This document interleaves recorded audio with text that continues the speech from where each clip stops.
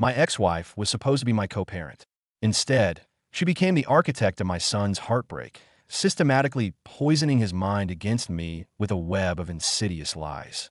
I had to watch the light in my own child's eyes dim every time he looked at me, replaced by fear and confusion. She was turning him into a weapon against me, and I had to prove the truth. But how do you fight a ghost? How do you convince an 8-year-old boy that the person he trusts most in the world is the monster under his bed? Our divorce, finalized 2 years ago, had been remarkably amicable, a quiet severing rather than a violent tear. We'd agreed on a standard custody arrangement for our son, Tyler, who was then a bright, energetic 8-year-old. I was granted visitation every other weekend and every Wednesday evening, a rhythm that quickly became the anchor of my life. Those weekends were our sacred time.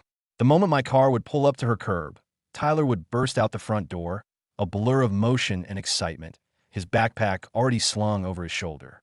He'd barely be buckled into his seat before the words would start tumbling out, a nonstop stream of consciousness about school, his friends, and the latest cartoon that had captured his imagination. Our world revolved around Lego. We weren't just building, we were creating universes. Hours would melt away on the living room floor, surrounded by a chaotic sea of colorful plastic bricks. We'd construct sprawling cities with intricate backstories for every single minifigure, epic spaceships destined for faraway galaxies, and fortified castles defended by valiant knights. Our Wednesdays were for pizza nights, a simple tradition where we'd debate the merits of pepperoni versus sausage with the seriousness of world leaders, followed by a trip to the park where I'd push him on the swings until he felt like he could touch the sky. He was my son, my best friend, and the center of my world. The pure, unadulterated joy in his eyes when he saw me was the fuel that powered my entire existence. Then about 6 months ago, the light started to flicker. The change was subtle at first, then became a tidal wave that threatened to drown me. It all began with the cancellations. Kelly, my ex-wife, started throwing up roadblocks with a casualness that was deeply unsettling. The first time, it was a text message just an hour before I was due to pick him up. "Tyler's down with a nasty stomach bug," she wrote. "We'll have to cancel this weekend." Disappointed but concerned, I sent him my love and spent the weekend worrying. My worry turned to a cold, hard knot of suspicion when I was scrolling through Instagram that Saturday and saw a picture of Tyler, posted by a mutual friend's mom. There he was, grinning from ear to ear, in the middle of a brightly colored bounce house at a birthday party, looking the picture of health. When I confronted Kelly, she was dismissive. "Oh, he just had a 24-hour thing. He felt better in the afternoon." The following week, another cancellation. "Family emergency with my parents," her text read. "So sorry." My heart sank. But 2 days later, I ran into her father at Home Depot. I asked if everything was all right, and he gave me a puzzled look. "Everything's great," he said, hefting a bag of soil into his cart. "Why do you ask?" I mentioned the family emergency, and his confusion deepened. "That's odd," he said. "We haven't seen Kelly or Tyler in a couple of weeks." The lies became more brazen. The next excuse was an important school project due Monday. I was a proactive parent, so I called the school to see if I could help him with it over the phone. Tyler's teacher was lovely, but she was adamant. "No, there are no projects assigned," she confirmed. "Nothing is due on Monday." The constant cancellations were agonizing, but something far more sinister was beginning to take root. In the rare moments I did get to see Tyler, he was a different child. The vibrant, chatty boy I knew had been replaced by a quiet, withdrawn stranger who seemed to haunt the rooms of my home. He would sit on the couch, his eyes glued to his tablet, offering one-word answers to my questions. He wouldn't make eye contact, and his posture was perpetually guarded, as if he were waiting for a blow to fall. The laughter that used to echo through my house was gone, replaced by a heavy, suffocating silence. Then he began making these bizarre, out-of-place comments that felt like they were scripted. "Mom says you don't really want me here anyway," he'd mumble, not looking up from his screen. He once asked me with a strange, hollow tone, "Why do you keep canceling on me?" The question hit me like a physical blow. "Tyler, buddy, I'm not canceling," I tried to explain, my voice trembling with confusion. "Your mom is the one who keeps saying you can't come." He would just shrug, a gesture of profound indifference that shattered my heart. The pickup routine became a form of psychological torture. I'd arrive at the scheduled time, my heart a mix of hope and dread, only to have Kelly answer the door with Tyler hiding behind her legs. He'd peek out at me, his face a tragic mask of guilt and fear, torn between wanting to see me and being terrified of that desire. Kelly would put on this sickeningly sweet, sympathetic voice. "Oh, honey, I'm so sorry," she'd say, stroking Tyler's hair. "Maybe next time. Daddy's just been really busy lately." I tried to defend myself, to cut through the fog of her lies. "Kelly, that's not true. I'm right here." But she would just give me a cold look and threaten to call the police if I didn't leave her property. I felt utterly powerless, a puppet in her cruel little show. Last month, I was scheduled to see my son 8 times. I saw him twice. Those 2 visits were a study in misery. He spent the entire time on his phone, pointedly ignoring me, and repeatedly asking when he had to go back to his mom's. When I hopefully pulled out a new Lego set I'd bought, a massive Star Wars starship I knew he'd love, he just glanced at it with disdain. "Mom says I'm getting too old for baby toys," he said, the words a dagger in my chest. This was the same kid who, just a few months prior, would have spent the entire weekend meticulously assembling that very ship, creating elaborate backstories for every stormtrooper. Now, he was actively refusing to come. The last time I tried to pick him up, he clung to Kelly, sobbing. It wasn't the normal tantrum of a child not getting his way. It was a raw, terrified, desperate wail, as if I were a monster from his nightmares come to drag him away. "I want to see you, Tyler. I love you," I pleaded, my own voice cracking. He just shook his head, tears streaming down his face. "But Mom said you told her you were too tired for me this weekend." Kelly stood behind him, her hands on his shoulders, a paragon of concerned motherhood. "I'm just telling him what you told me," she said smoothly. "Maybe we should just skip it if you're not feeling up to it." I was standing on my ex-wife's doorstep, begging my own son to believe that I loved him. That night, I called her, demanding to know what she was filling his head with. She played the innocent victim to perfection. "I only repeat what you tell me," she said, her voice dripping with false sincerity. "If Tyler's confused, perhaps you should be clearer about your availability." She hung up on me when I started listing her litany of lies. I was losing him, and I felt like I was being erased from his life, one lie at a time. Every time I tried to reminisce about the fun things we used to do, his eyes would glaze over with a blank look, as if he couldn't remember, or worse, wasn't allowed to. She was systematically poisoning him against me, and I had no idea how to find the antidote. How could I possibly prove to an 8-year-old that his mother, the person who was his entire world, was a pathological liar? How could I compete with someone who had him 90% of the time and spent that time convincing him he was unloved by his own father? Following the advice I found in a desperate late-night search on Reddit, I began my counteroffensive. I became a meticulous archivist of her deception. I took screenshots of every text message where she canceled, compiling a digital mountain of her lies. My call logs became evidence, showing my unanswered calls to her on pickup days. I started taking time-stamped photos of myself sitting in my car outside her house, proof that I had shown up, ready and eager to see my son, only to be met with a closed door and a silent phone.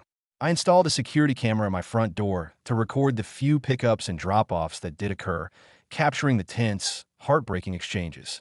I reached out to Tyler's school counselor and his pediatrician, explaining the situation and asking them to document any comments Tyler made about our visits or any mention of being sick on the days Kelly claimed he was ill. The universe finally threw me a lifeline, but it came in the form of a forgotten electronic device. After one of his rare, strained visits, Tyler left his tablet at my house, tucked under a couch cushion. He was usually so careful, a testament to Kelly's control, but this one time, he forgot. When I plugged it in to charge it for him, the screen lit up with a cascade of notifications from Kelly. My blood ran cold as I read them. They weren't just messages, they were scripts. They were coaching sessions in cruelty. "Remember, if anyone asks, Daddy doesn't want to see you," one read.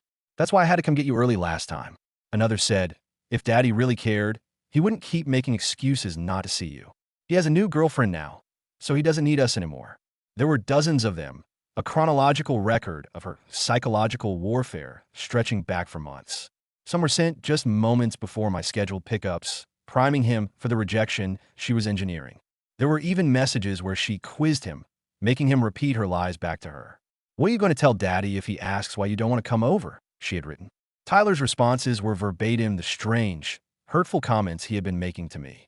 It was all there in black and white. My hand was shaking. This was the proof I needed. Bolstered by this discovery, I dug deeper. The school records showed that Tyler had been telling his teachers things like, "My dad is too busy for me," and "My dad doesn't really want to see me anymore." The school counselor confirmed she'd noticed a profound sadness in him whenever other kids talked about their weekends with their fathers. His pediatrician's office confirmed he hadn't been genuinely sick on a single day Kelly had claimed he was. In fact, the doctor noted that Kelly had called his office several times, trying to pressure him into providing a doctor's note to excuse Tyler from visits, which he had ethically refused to do. Armed with this arsenal of evidence, my lawyer said we had a slam-dunk case for an emergency contempt motion. We filed it immediately, attaching the screenshots, the call logs, the doctor's statement, and the school records. We asked for make-up visitation time, mandatory family counseling, and sanctions against Kelly for her blatant violation of the custody order. I thought the truth would set us free. Instead, it pushed Kelly to go nuclear. When she was served with the court papers, she didn't just deny the allegations. She escalated her campaign of terror. She told Tyler that I was trying to take him away from her forever, that I was taking his mommy to court because I hated their family. The effect on Tyler was catastrophic. He began having full-blown panic attacks at the mere mention of my name. He'd start hyperventilating, crying so violently he couldn't catch his breath. He started wetting the bed again, something he hadn't done since he was a toddler. One night, he called me, his voice choked with sobs. "Daddy, please don't take me away from Mommy," he begged. "I'll be good, I promise. Just don't make the judge take me away." I had to try and explain complex legal concepts to a terrified 8-year-old, reassuring him that I just wanted to see him, not steal him. He didn't believe me. The court, in its infinite wisdom, ordered supervised visits while they investigated. It was the most humiliating experience of my life.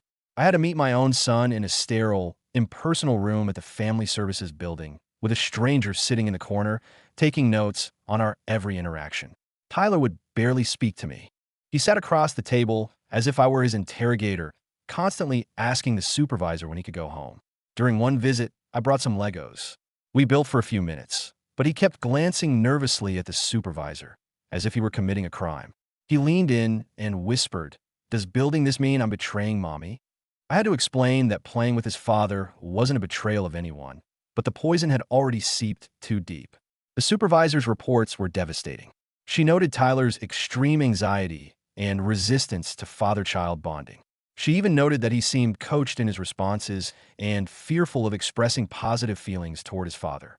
But the reports were still framed in a way that made it seem like I was the problem, as if my child was naturally and spontaneously afraid of me.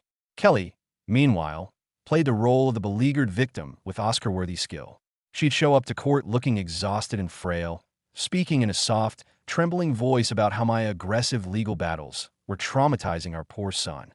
Her lawyer painted me as an obsessive, vindictive ex-husband using the courts to harass his ex-wife. It was so effective that even my own family began to doubt me. My mother gently suggested that maybe I should back off a little and let things settle down. But there was one moment that kept me going. During one of those awful supervised visits, for about 20 glorious minutes, Tyler forgot to be scared. We started building a Lego castle, and he got completely absorbed in designing a functional drawbridge. He started explaining the intricate backstory of the knights who lived there, his eyes sparkling with the old magic. For those 20 minutes, he was my son again. Then, as if a switch was flipped, he seemed to remember where he was. He pushed the castle away. "I missed building with you, Daddy," he whispered, a confession filled with guilt. Then he shut down and asked if the visit was over. Kelly escalated her interference, claiming Tyler was now in therapy for the trauma I was causing him, but she refused to provide the therapist's name, claiming it was confidential. She started threatening to move to Colorado, where her sister lived, to take Tyler to a safer environment. My lawyer warned me that parental alienation cases were notoriously difficult and could drag on for years, burning through my savings and emotionally eviscerating me in the process. My relationship with my girlfriend, who had tried to be supportive, eventually crumbled under the strain. We broke up. I couldn't blame her. All my emotional energy was consumed by this war. The financial toll was staggering. Legal fees, therapy costs, supervised visitation fees. I emptied my savings and took a loan against my 401k. I was broke, and utterly alone. The court finally appointed an independent child psychologist to conduct a comprehensive evaluation of our family. It took 3 months of legal wrangling for it to happen, with Kelly fighting it every step of the way. The psychologist, Dr. Albright, was a godsend. After 8 weeks of working with Tyler, she began to uncover the truth. Using play therapy, she bypassed his carefully constructed defenses. In one session, Tyler drew a picture of himself being pulled in opposite directions by two figures, me and Kelly. When Dr. Albright asked how the boy in the picture felt, Tyler whispered, scared, like he's going to break. Another drawing showed two houses. One was bright and happy, the other dark and scary. "That's Daddy's house," he said, pointing to the bright one. "But I'm not allowed to like it. If I like Daddy's house, Mommy will be alone forever, and it will be my fault." Dr. Albright's preliminary report identified Kelly's tactics as textbook emotional blackmail and gaslighting. She diagnosed Tyler with loyalty conflict anxiety, explaining that he genuinely believed he was protecting his mother by rejecting me and was terrified that loving both of us would somehow destroy one of us. He was having nightmares where he had to choose which parent lived and which one died. My outgoing, confident son now had a generalized anxiety disorder. The court, armed with this report, ordered reunification therapy for me and Tyler and mandated co-parenting classes and individual counseling for Kelly. She, of course, complied with the letter of the law while mocking its spirit. She attended classes only to sit in the back, arms crossed, telling other parents I was a vindictive monster. Her individual therapist, it turned out, was an advocate who specialized in helping mothers and completely bought into her victim narrative. Progress was glacial. During one visit, after months of therapy, Tyler finally looked at me and asked, "Daddy, did you really not want to see me all those times?" I told him the truth, gently explaining that his mom was hurting and had made mistakes. He seemed to understand, but he also looked terrified, as if this knowledge was a betrayal. Sure enough, Kelly found out about our conversation and spent the next week crying dramatically in front of him, telling him I was telling lies about her and breaking their family. But a crack had formed in the dam of her deception. 9 months later, the child psychologist submitted her final, comprehensive evaluation to the court. It was 127 pages long.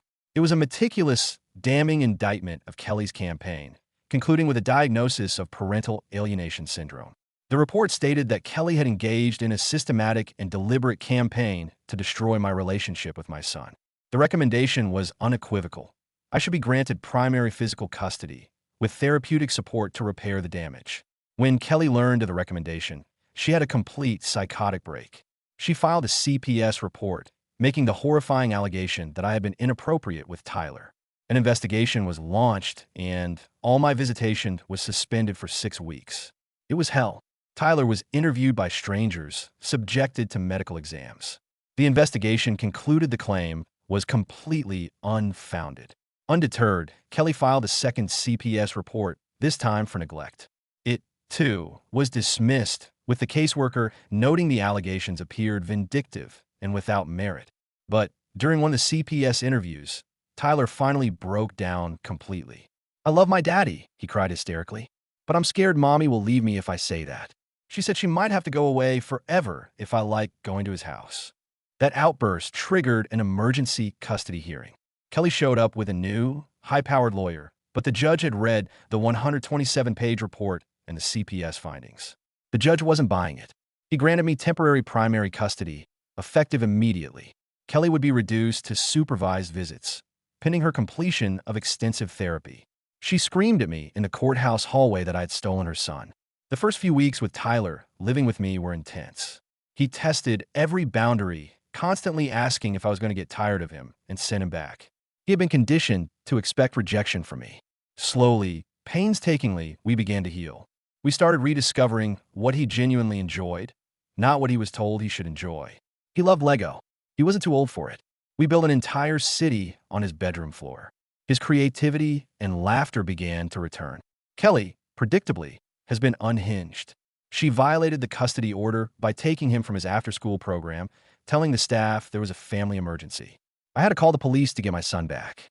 She had spent the 3 hours she had him telling him I had tricked the judge and that she was going to go away forever because of me. We had to block her number on his phone and route all communication through a court-monitored app. She has filed an appeal, her new lawyer arguing that parental alienation is junk science. The appeal is next month, but my lawyer is confident. We have a mountain of evidence. The change in Tyler is the most compelling proof. His anxiety has plummeted. He's sleeping through the night. He stopped wetting the bed. Last night, we were watching a movie on the couch, and he fell asleep on my shoulder. It's the first time he has done that in over a year. He felt safe enough to let his guard down completely. In that small, quiet moment, I knew that despite the ongoing legal battles and the scars we both carry, we were going to be okay. He finally knows that I never stopped wanting him, never stopped fighting for him, and never stopped loving him. And that is something she can never take from us again.